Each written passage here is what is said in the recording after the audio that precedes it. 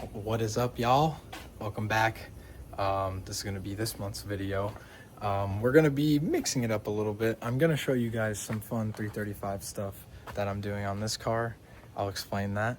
But for now, we're going to be bringing the Golf into the driveway because I'm going to jack it up to do the raised subframe that I have for it. Essentially raising everything up so I can make the car lower, which probably sounds retarded to some of y'all, but I've always loved stance cars. I've always had one version of a stance car in my life, and I don't know, it's just enjoyable. It's an extra car. I got it for cheap. I rebuilt it, so it's just one of those things. It's like, why the fuck not? You know, I already got a couple cars that I'm having fun with otherwise.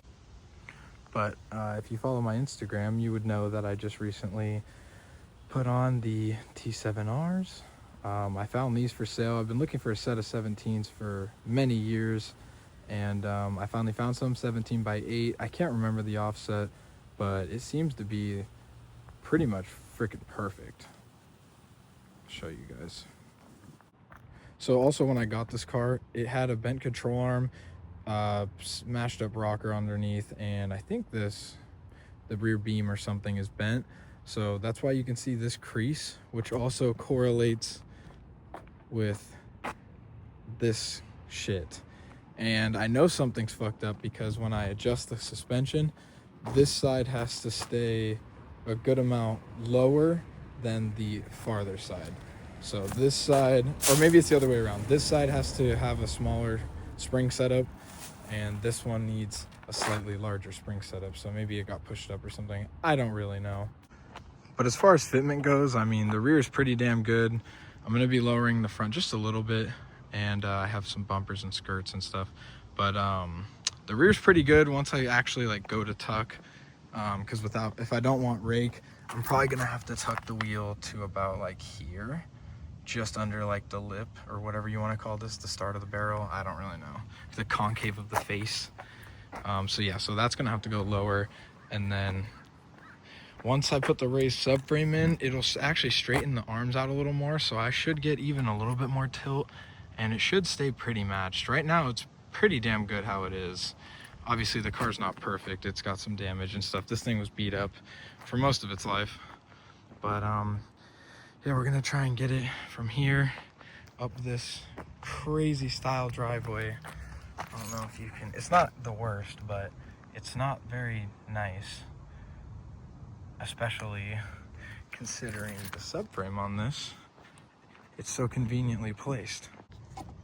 It's yeah, it's a little low, so that's what the wood's for. We went to Home Depot. We took the F80 to Home Depot and we got some wood, so we're gonna make a little ramp setup conundrum here, and hopefully we don't get beached in our own driveway, so we can actually get the car in here and start fucking working on it.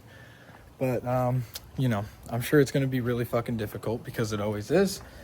But I'm going to set you guys up on the tripod and you guys can watch this fucking wildness. If it is wild, who knows? Maybe it'll be easy. It'll be awesome. Got our wood. 14 bucks at Home Depot. Can't beat it.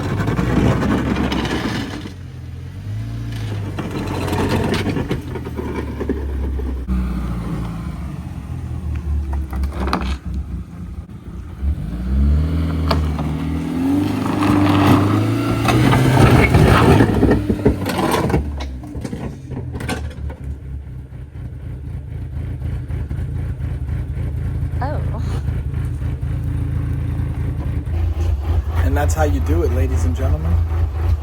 No bitch shit around here. Once you get lined up, just let her eat. Didn't even do that much damage.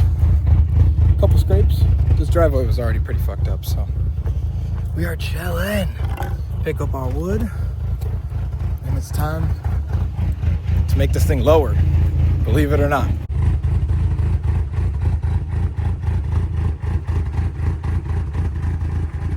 Love ourselves a silver GTI, Golf, whatever you want to call it.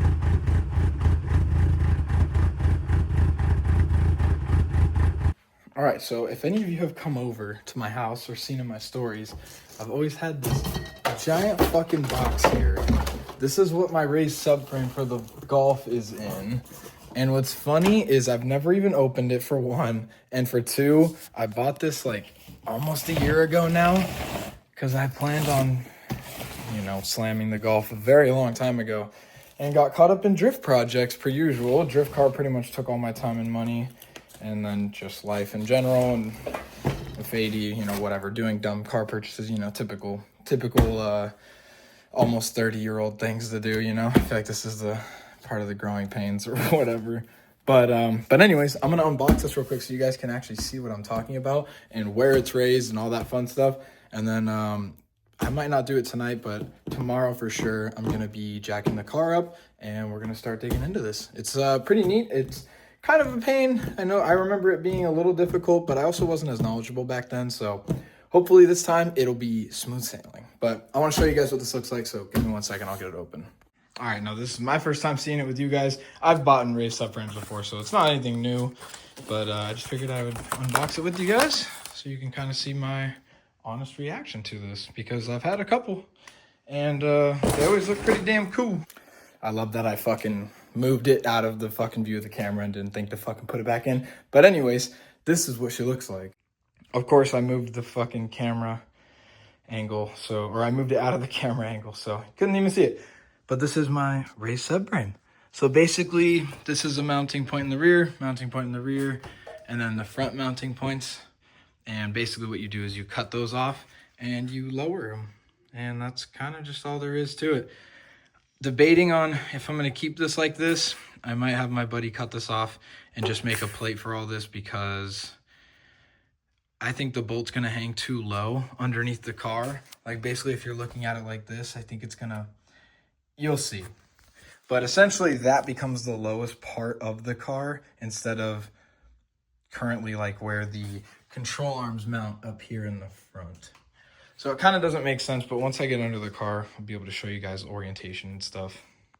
Now it is quite late, so probably going to call it for the night, especially because I just don't want to piss off my neighbors. I'm sure getting into the driveway was already enough for them, so it'll be a tomorrow thing. But I just want to show you guys that, and then obviously I wanted to get it in to the driveway today, so I didn't have to deal with that tomorrow. And I was already out and needed to get wood from Home Depot, so we just did it all at once.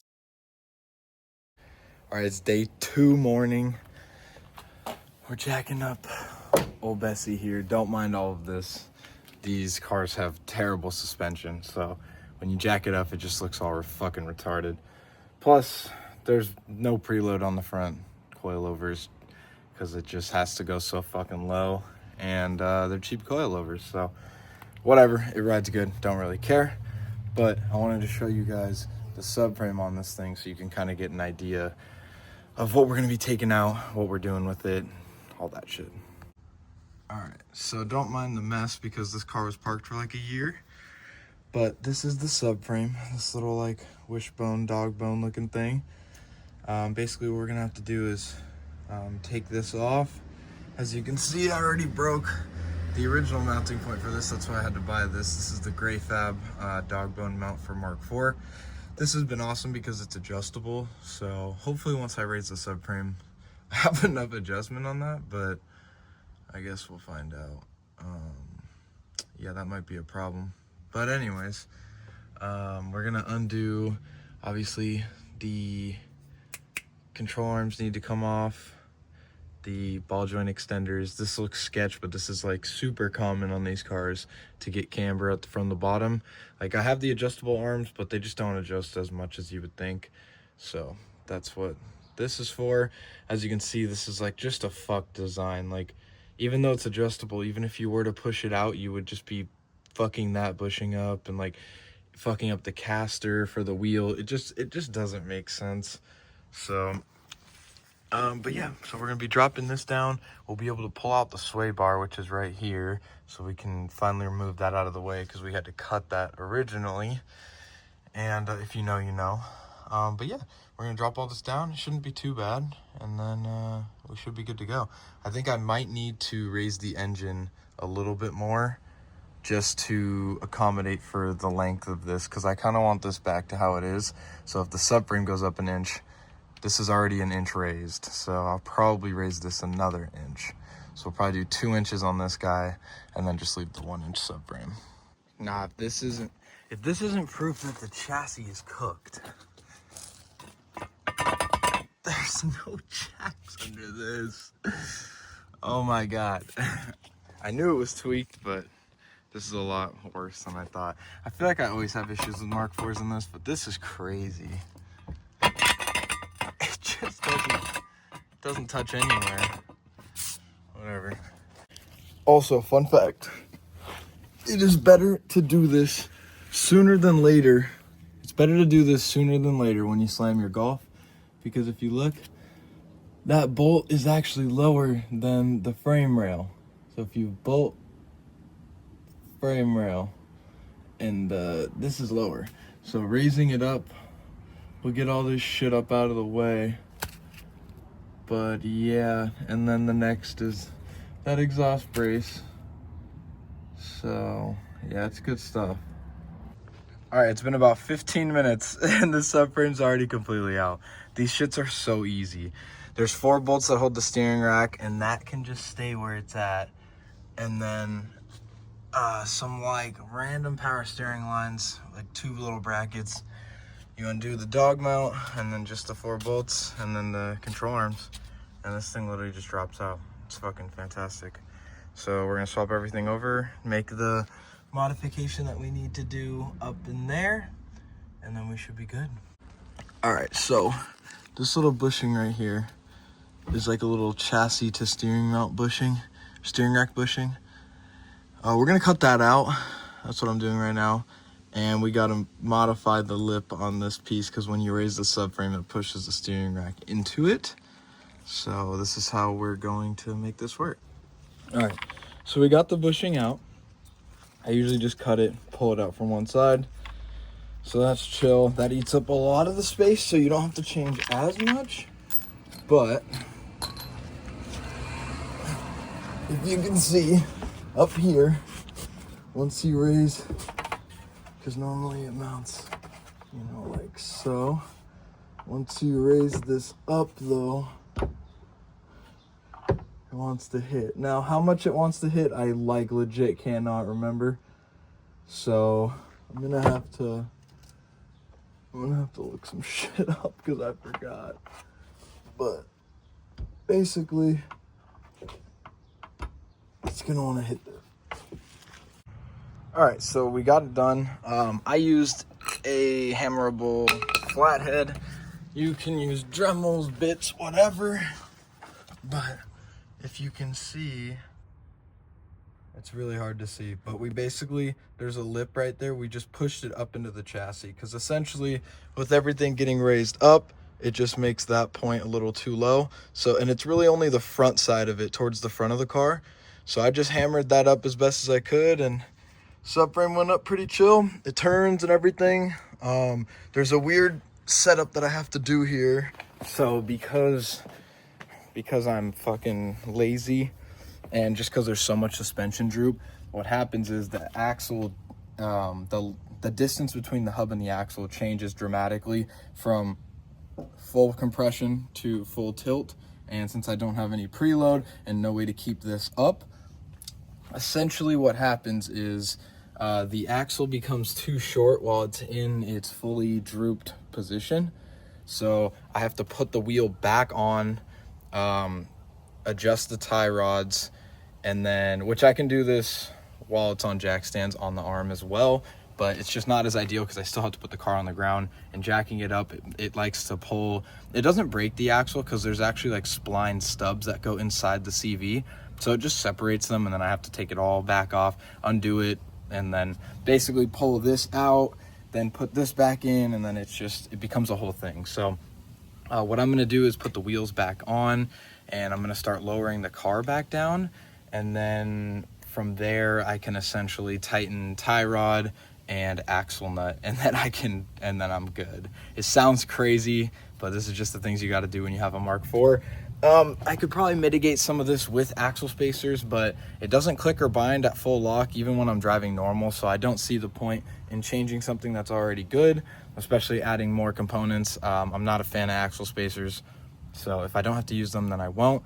And I have a good amount of top camber pull, so if you have even top and if you have even bottom push out and even top pull in, usually that can help correct kind of the distances, because essentially extending that lower arm pushes the hub away from the vehicle. So visual representation, if that doesn't make sense. So the more you extend this, the physical hub, it does tilt, but the physical hub moves farther outward. And when you do that, the axle length becomes too long, and then the axle becomes too short, and that's when you turn and those break or they pop apart or whatever.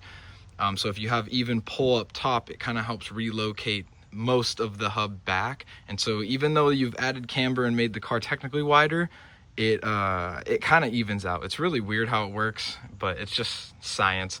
So if you extend the lowers with ball joint extenders, which is how everyone does it on these, you also want to make sure you do some sort of top hat conversion or tilted sleeves. If you have that style of coilover, you can tilt the sleeve too. That works great. But for me, I did E36 top hats, drilled 3 holes, and lower extensions.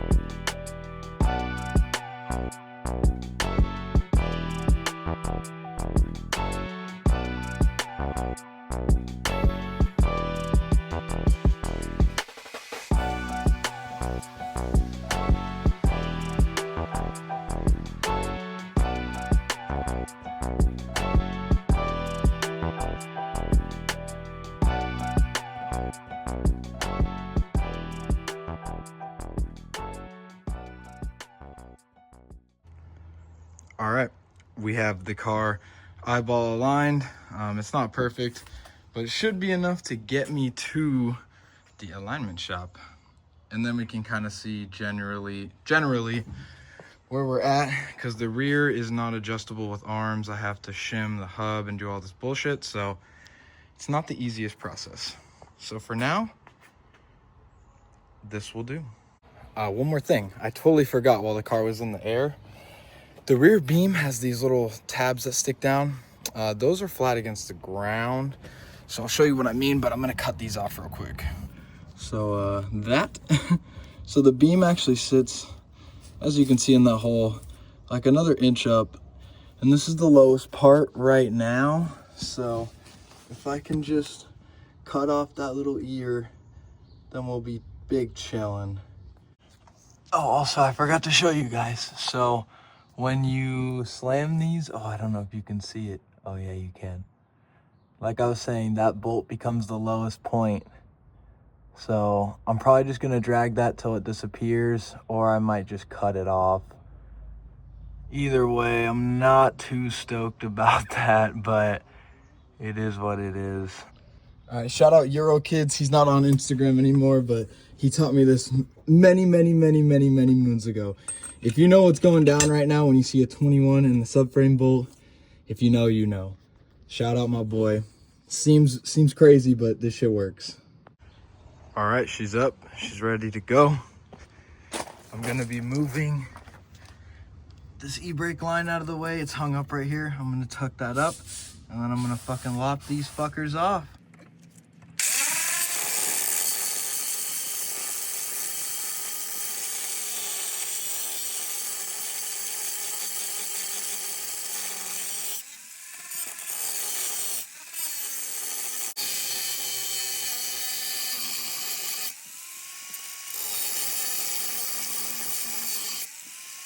Well, all right, ladies and gentlemen, as you saw, my work here is done. I guess now I gotta give you guys the secrets you've all been waiting for. Holy shit. The secrets you've all been waiting for. What is going down with the rear end on this 318 chassis? So I'll break it down for you real quick, real short, and real simple. So we have a 391 diff, nothing special there. We have a 330 rear trailing arm with brakes. You have to match the brakes, rotor, all that stuff. We have, regular 3646 R-tab bracket extenders and poly bushings. And the real meat and potatoes is we have a driver's side 335i axle. If you want to run this setup, you need 2 driver's side ones because it's equal length on E36. And all that you need to do that is matching 330 trailing arm. You don't need to change the upper, you don't need to change the lower. Just do the 330 trailing arm and you'll be good to go. So that's the secret for that guy. Not much of a secret, a lot of people already know that, but I'm sure that's why you clicked on this video, so there's that. But for now, we're gonna pull this thing back out onto the street, and yeah, that should be pretty much the end of this guy.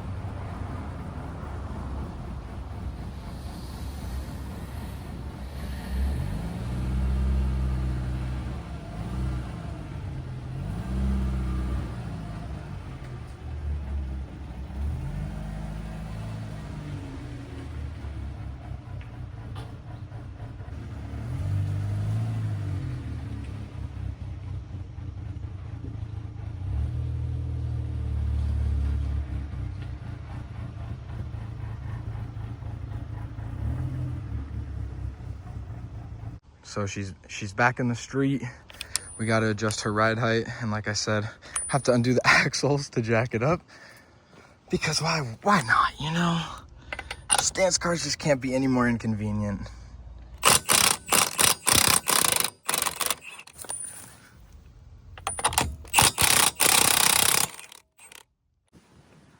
All right, this is how we are going to leave her, at least for Cars and Coffee. I did damage the fender right here, but it's already fucked up anyways.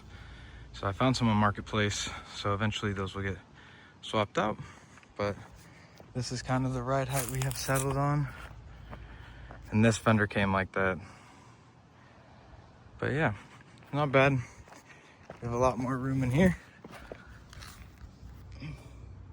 Doesn't look like it, but there's a lot more room. Before that was flat on the ground. I think I showed you guys already. And this is that back mount. This was also flat on the ground. Now we have tons of room. You can't really tell because of the angle, but plenty of room. There is nothing underneath this car that should scrape right now, at least at this ride height. All right, this was just a fun one for the day. I just wanted to post something more just to get the consistency and the frequency down. So this wasn't anything crazy important. You guys got to see the E36 stuff. I've been getting asked a lot about that. So I'll probably put it on my Instagram, the link to this video. But other than that, we're just gonna take that thing to Cars and Coffee on Sunday. And then hopefully one of these days, one of these axles got fucked up on this. So one of these days I'll have a fucking good axle for the other side and I can finish that up real quick. But yeah, we'll be at Spirit Peaks on June 6th. Short course all day, baby. Shouldn't have any problems. But anyways, I'll catch you guys later. Like, comment, subscribe. Instagram at 9inch Drift. Everything's in the bio or in the description. Love you guys. Peace.